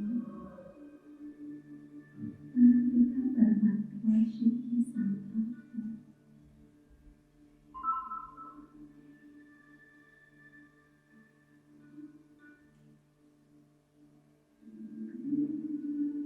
कुछ पल के लिए हम अपने पिता से मिलन मनाने के लिए अपने पिता के घर परम धाम के लिए निकलते हैं।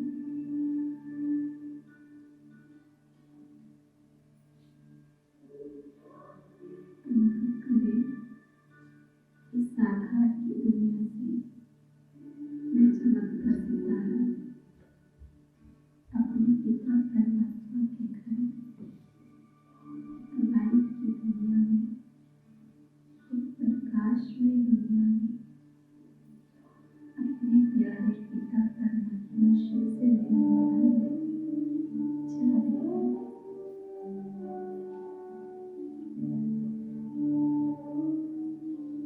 परम धाम, शांति धाम, जहाँ अनंत शांति, प्रकाशमय दुनिया, अति शांत दुनिया। इस दुनिया में शिव बाबा ज्योति स्वरूप चमकता हुआ दिव्य सितारा सर्वगुणों का सागर है आत्मा अपने पिता के सामने, शिव बाबा के सामने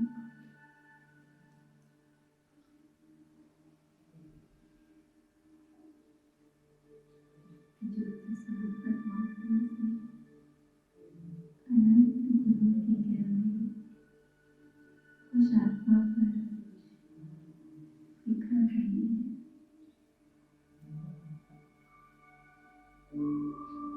शांति का सागर पिता मुझ आत्मा पर शांति की किरणें बरसा रहे हैं। मैं आत्मा अति शांत बनती जा रही हूँ। परमात्मा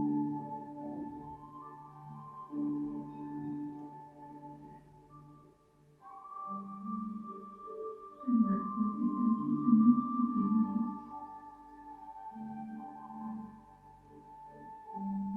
मुझ आत्मा को सुख प्रदान कर रही है।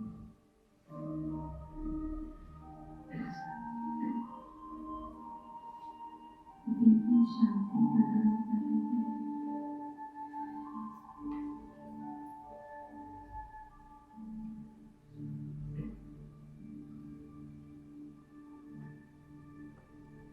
पिता परमात्मा के सानिध्य में मैं आत्मा भरपूर होती जा रही हूँ।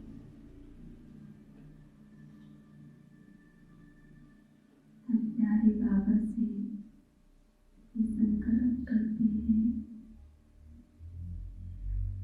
बाबा की दुआएं खुद में भर के सर्व आत्माओं के लिए दुआएं हमेशा देंगे, सर्व से दुआएं लेते रहेंगे। शिव बाबा से दुआओं का खजाना भरकर मैं धीरे धीरे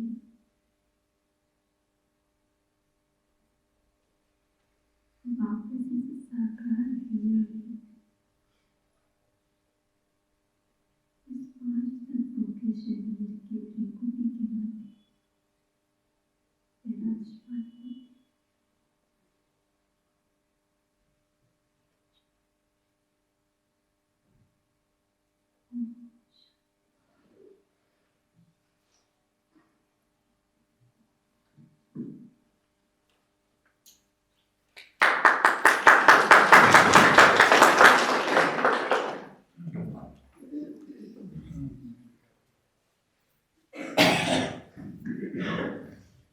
सभी ने राजयोग का अभ्यास किया होगा। ऐसा अभ्यास अगर हम रोजाना करते हैं तो आत्मा के अंदर 7 गुण आते हैं और आत्मा दोबारा से चार्ज हो जाती है।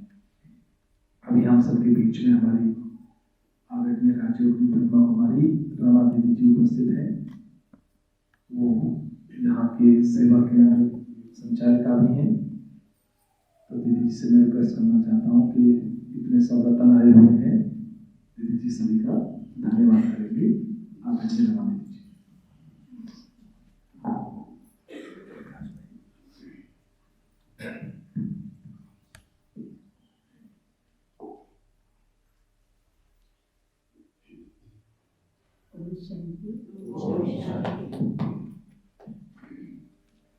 आज का जो प्रोग्राम है दुआएं लेना और दुआएं लेना, तो हम सभी तो अपनी झोलियां भर के भरपूर हो गए होंगे। सभी ने दुआओं की झोली भरी है, क्योंकि अपने दीदी जी ने हम सभी को बताया कि हम कैसे दुआएं ले सकते हैं। अपने मीना दीदी जी का हम बहुत बहुत नाम में आने का स्वागत भी करते हैं और साथ में हमें ज्ञान रत्नों से हमारी झोली भरी। तो दीदी को बहुत सारी दुआएं हैं।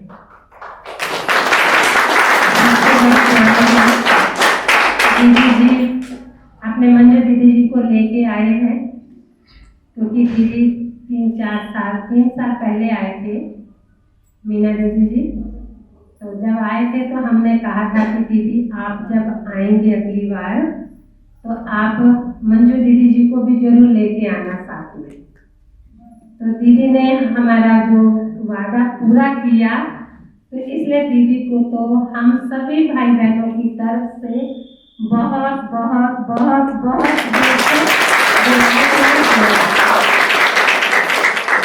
और दीदी ने हम सभी को एक युक्ति भी बताई, क्योंकि दीदी भी ज्ञान गंगा है, हरिद्वार से आए, क्योंकि हरिद्वार में सब लोग जाते हैं गंगा जी में डुबकी लगाने। तो दीदी जी ने हमें बताया कि कभी भी गंगा जो है बहती रहती है, उसमें कितने लोग भी भर करके गंगा जी में लेके जाते हैं जल को, लेकिन कभी भी वो कम नहीं होता है।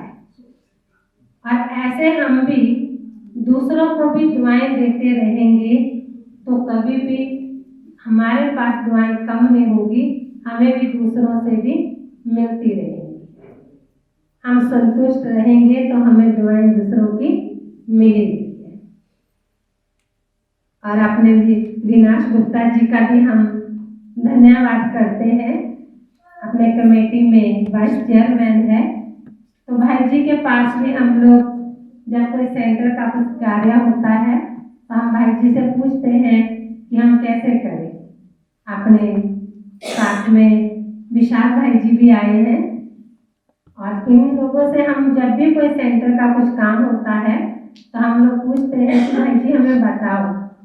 तो भाई जी ने बाबा का ये भवन बनने में भी बहुत भाइयों का सहयोग रहा है। तो भाई जी को तो बहुत सारी, दोनों भाइयों को बहुत सारी, क्योंकि उन्होंने हमें इतने सहज तरीके से कोई भी बात, विशाल भाई जी आगे विशाल भाई जी के मम्मी भी यहाँ पे चेयरमैन रहे हैं।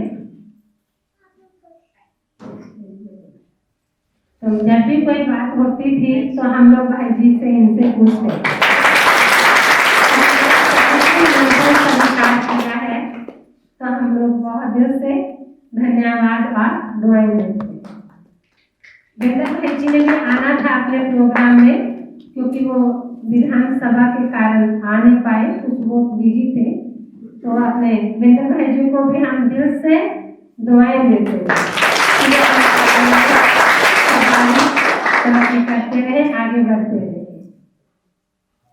और अपने मंजू दीदी जी को तो हम दिल से बहुत बहुत धन्यवाद भी करते हैं और दीदी जी का वेलकम भी करते हैं नाहन में नए भवन में आने का।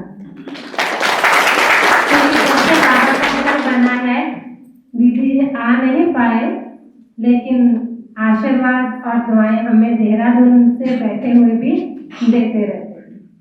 आज तो अपने बड़े बहन जी प्रेम बहन जी भी सूक्ष्म में यही है, क्योंकि बहन जी ने ही दीदी के अंदर इतनी शक्ति भरी है, तो जो दीदी हमारे पास में आए हैं। क्योंकि दीदी हरिद्वार, देहरादून, ऋषिकेश, उत्तराखंड और नजीबाबाद बहुत सारे सेंटर्स दीदी देखते हैं, लेकिन फिर भी समय हम सबके लिए निकाला है, तो हम दीदी का बहुत बहुत थैंक्स करते हैं। और दीदी ने हम सबको बताया कि दुआएं कैसे मिलेंगी। हमें बहुत अच्छा एक तरीका बताया कि अगर आप 7 गुण अपने जीवन में धारण कर लेंगे तो आपको कभी दुआओं की कमी नहीं पड़ेगी। और दुआएं लेने के लिए हमें सहन शक्ति को अपनाना होगा। उसका तरीका भी हमें बता दिया कि अगर हम सहन शक्ति को धारण करते हैं और फिर हमें बहुत सारी दुआएं मिलती है, ज्ञान, पवित्रता, प्रेम, सुख, शांति, आनंद, ये सब हमारे जो आत्मा के ओरिजिनल गुण है, उन गुणों को हम कैसे प्राप्त करें, तो हमें दीदी ने उसका तरीका भी बताया कि आप जितना परमात्मा पिता को याद करेंगे और दूसरों को आप दुआएं देंगे, उतनी दुआएं आपको मिलेंगी। तो हम सभी नाहन के, रेणुका के सभी भाई बहन बैठे हैं, तो हम सभी दीदी को बार बार यही कहते हैं कि दीदी हमारी आत्मा की बैटरी को चार्ज करने के लिए आप 2 महीने के बाद आप ऐसे ही प्रोग्राम बनाते रहिए। हमारे पास आइए, क्योंकि जब हमारी आत्मा की बैटरी कम हो जाती है, ये है खुशी के आंसू। जब बहुत खुशी होती है तो उस समय क्या आता है, खुशी के भी आंसू आते हैं। तो जैसे बड़े आ जाते हैं तो हम बच्चे निश्चिंत हो जाते हैं। तो जैसे दीदी कल से परसों से यहाँ आए हैं, तो हम लोगों को बहुत बहुत खुशी हो रही है। जैसे कहते हैं ना, दिल को क्या चाहिए, हार्ट को चाहिए प्रेम, है ना। जैसे अभी भाई जी बता रहे थे कि अगर हार्ट को, दिल को प्रेम नहीं मिलता है तो अगले जन्म में कई बार हार्ट में भी शेर हो जाता है। तो हमें दीदियों से जब हम मिलते हैं, अपनी मन की बात दीदियों को हम सुनाते हैं, तो हमें खुशी, प्रेम और शक्ति मिलती है और सेवा करने के लिए आगे जो है हमारे कदम बढ़ते हैं। तो इसलिए मुझे तो कल से बहुत, परसों से बहुत खुशी हो रही है कि हमारे बीच में हमारा जो संकल्प था वो संकल्प पूरा हुआ है कि हमारे बीच में दीदी आए हैं। तो दीदी ने हमें प्रेम भी दिया, सुख भी दिया और शांति भी। दीदी ने हमें बताया कि स्थूल स्नेह प्यार तो सब एक दूसरे को देते हैं, लेकिन जब तक आत्मा को प्यार नहीं मिलता है तो आत्मा खाली रहती है, शक्तिहीन रहती है। तो शक्ति आत्मा को चाहिए, उसके लिए चाहिए हमें निस्वार्थ प्रेम।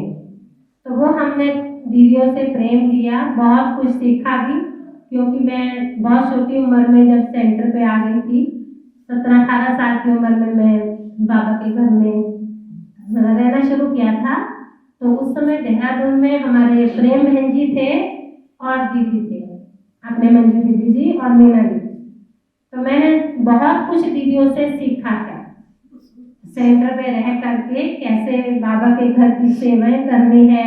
क्योंकि दीदी हम लोगों को देहरादून में जब मैं आई थी, क्योंकि मैं तो पंजाब से थी और मुझे इतना ज़्यादा हिंदी बोलने की भी प्रैक्टिस नहीं थी, तो कुछ शब्द मुझे समझ भी नहीं आते थे। पर मुझे एक संकल्प था कि मैंने ये जीवन जो है भगवान को देना है और मुझे सब कुछ सीखना है। तो मुझे मेरे ऊपर बहुत सारी मेहनत दीदी जी ने भी बहुत की है और अपने प्रेम बहन जी ने भी। तो उसका जो रिटर्न है हम सब जो है बाबा की सेवा करके ही देंगे। तो दीदी नाहन में आए हैं, तो मैं तो दीदी को बार बार यही कहती हूँ कि दीदी आप हमारे बीच में ऐसे ही आते रहिए, क्योंकि हम भाई बहनों को भी बहुत खुशी मिलती है। मेरी है ना, सभी को, सबकी ज्ञान रत्नों से झोली भर गई है। तो आप सभी भाई बहनों का भी बहुत बहुत धन्यवाद कि आप सभी अपना कीमती समय निकाल के आए हैं। और अपने सुशील भाई जी का तो बहुत बहुत धन्यवाद, क्योंकि रेणुका जी में भी लेके गए हैं। रेणुका का भी कलदाऊ में भी अपना सेंटर जो है दिखा के लाए हैं। तो भाई जी को भी हम बार बार कहते हैं कि भाई जी आप हमारी दीदियों को ऐसे ही लेके आना। बार बार ये प्रोग्राम जो है यहाँ नाहन में होते रहने चाहिए। तो अपने पत्रकार भाइयों का भी बहुत बहुत धन्यवाद। ओम शांति।